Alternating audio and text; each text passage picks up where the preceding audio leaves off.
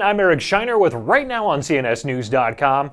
If you're driving straight toward a wall really fast, would you turn to avoid impact?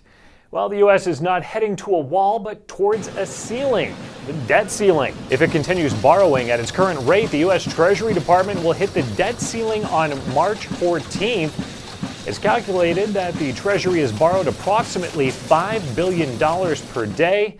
Matt Cover has the staggering figures. Keeping things focused on Wisconsin and the protesting teachers union, the latest round of national assessment of educational progress claims that only 34% of Wisconsin public school 8th graders are proficient or better in reading. In math, only 39% earned a rating of proficient or better.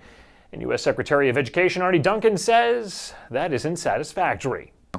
I think in any state you have fantastic schools, and you have schools in the middle, and you have schools at the bottom. Nobody can be satisfied with those results.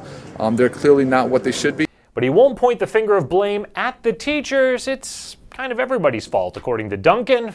Find out the details in Dan Joseph's report. And while the Department of Justice announced yesterday that they won't defend the Defense of Marriage Act, they will go after the largest cigarette manufacturers. They want them to admit that they lied to the public about the dangers of smoking, forcing the industry to set up and pay for an advertising campaign of self-criticism.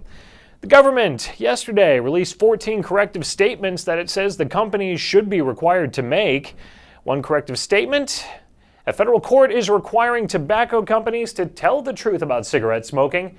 Here's the truth: smoking kills 1,200 Americans every day.